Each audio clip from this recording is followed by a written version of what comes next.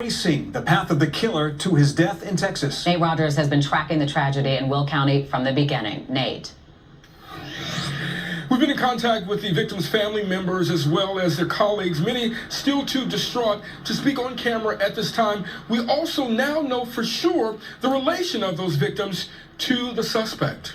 The Will County coroner identifying the victims as the suspect's mother, 47-year-old Tamika Nance, his aunt, 38-year-old Christine Esters, who's a corrections officer at the Joliet Treatment Center. Also killed 35-year-old William Esters, the suspect's uncle. Also 31-year-old Joshua Nance, his brother who was bedridden. Finally, the suspect's three sisters, 20-year-old Alexandria Nance, 16-year-old Alana Nance, and 14-year-old Angel Nance, all shot to death. We can't get inside his head. We just don't have any clue as to why he did what he did. Police now believe the suspect, 23-year-old Romeo Nance, committed the Hayden's murders Sunday afternoon, then jumped on the road inside his red Toyota, landing in Texas. Police say Nance swapped his license plate with a stolen one before being chased by U.S. Marshals at this service station in Natalia, Texas. Task force officers with the United States Marshals Service observed Mr. Nance armed with a firearm fleeing from the vehicle.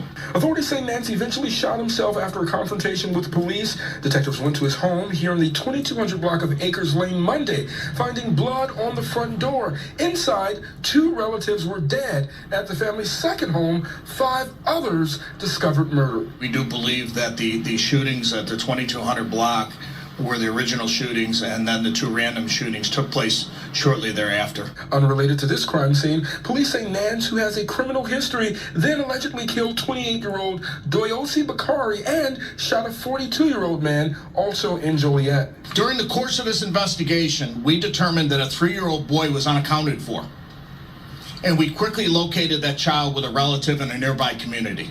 And as you can see, more than 24 hours after the start of this investigation, the crime scene still remains blocked off.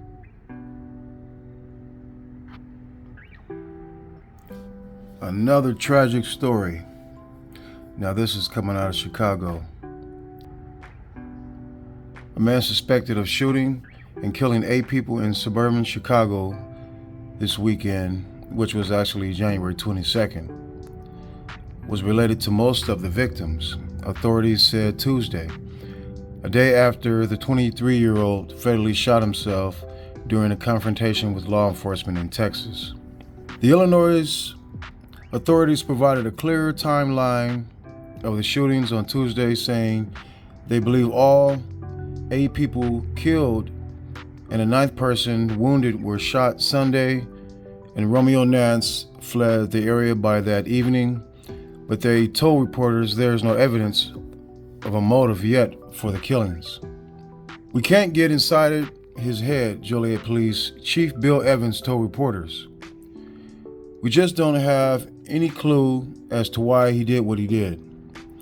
Now, investigators believe Nance first shot 7 people at 2 relatives' homes in the city of Joliet on Sunday, then fired randomly at 2 men, one outside an apartment building and another on a residential street, Joliet and Will County officials said Tuesday.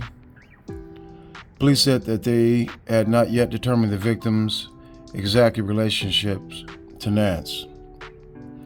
The Will County coroner on Tuesday identified the victims found at the Joliet homes, 38-year-old Christine Esters, I think that was his aunt, 47-year-old Tamika Nance, I think that was his mom, 35-year-old William Esters, I'm not sure what the relationship was, probably his aunt, 31-year-old Joshua Nance, and 20-year-old Alexandria Nance, I think that's his sister.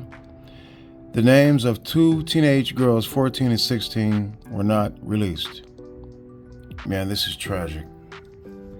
That mental illness is serious. I don't know what was going on in his head where he just completely lost it like this, but it had to be some type of signs prior to this event. But this is very tragic. Authorities previously identified the man killed outside the apartment building as Toyosi Bakari, a 28-year-old man originally from Nigeria who had been living in the U.S. for about 3 years.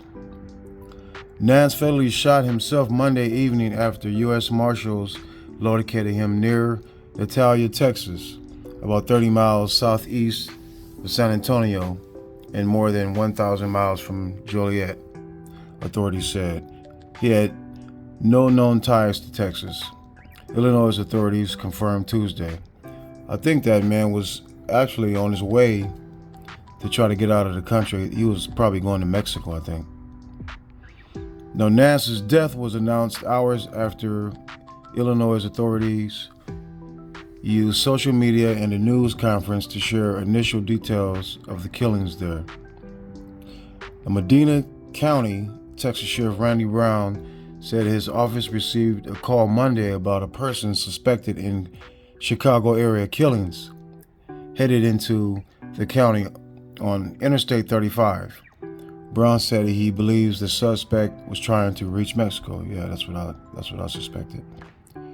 It seems like they all head to Mexico, which is about 120 miles south of Natalia along Interstate 35, Brown said Tuesday. Officers from multiple agencies confronted Nance, Brown said. The Texas Rangers are investigating Nance's death and believe he shot himself, said Lieutenant Jason Reyes, a spokesperson for the Texas Department of Public Safety, of which the Rangers are part.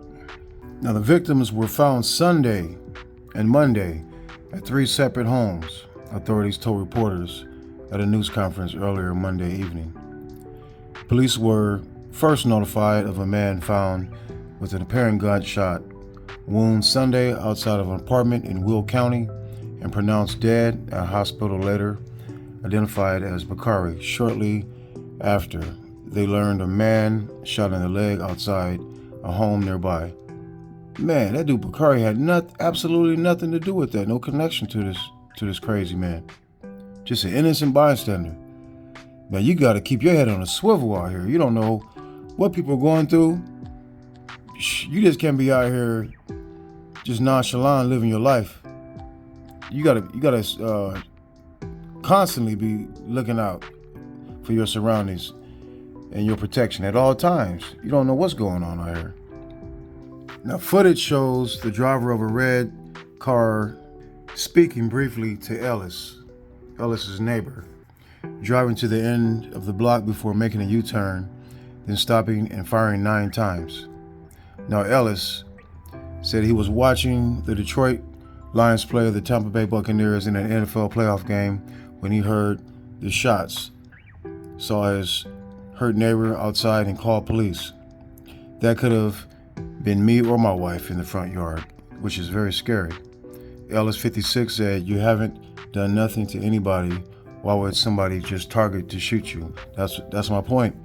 You don't have to be doing anything, but somebody could be just having an emotional meltdown and just take it out on anybody because their intentions are probably killing themselves at the end of all this, so they don't care who they take with them.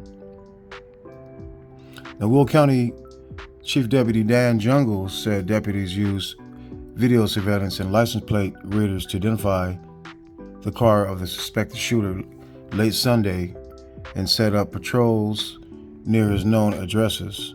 By Monday, the car hadn't been seen locally, and deputies went to Nance's last known address around noon, the office said. Jungle said no one answered at the home. They went to another home connected to Nance and his family across the street and saw blood on the door and bullet holes on the exterior of the house. Police then forced their way into both addresses and found bodies of 7 people killed. Jungle said authorities believed at one point that a 3-year-old boy was missing, but the child was later found with a relative in another city, Evans told reporters Tuesday without providing more detail. Thank God that he didn't harm that little boy. Now, I have another clip, and this clip is of one of the last remaining siblings left in that family. On a cold day last month, the unimaginable happened. How do you move forward with losing 7 family members all at once to even find some sort of normalcy? Moment by moment. Moment by moment. More than 2 weeks later, on this unseasonably warm day, the pain of losing so many in her family still lingers for Kara Esters. I thought losing our mother was the most difficult thing I've ever experienced because I was younger. But this, I lost all my siblings in one fell swoop, and I lost most of my nieces and nephews in one fell swoop. Her family members were found dead in 2 homes in the 2200 block of West Acres. Greatly loved people. January 28th, family and friends gathered to remember each lost soul. Joshua, please release! He enjoyed life, and he always found a way to make good times wherever he went. In the name of Christine! My big sister, Chrissy. Everybody who met Chrissy loved her. And I know it's been said time and time again, but she was truly an angel on earth. In the name of William Nance, my big brother, my protector.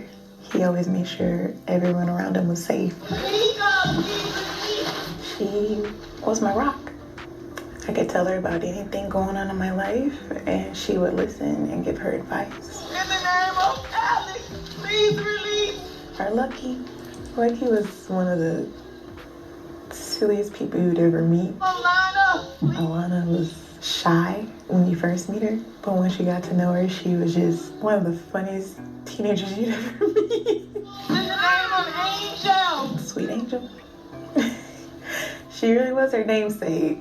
She had her moments where she was a little spicy, but through and through, she was a sweet girl.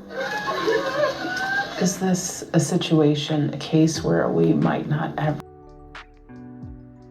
Yeah, I want to give my condolences to the Nance and Esther's family, and rest in peace to Christine, Tamika, William, Joshua,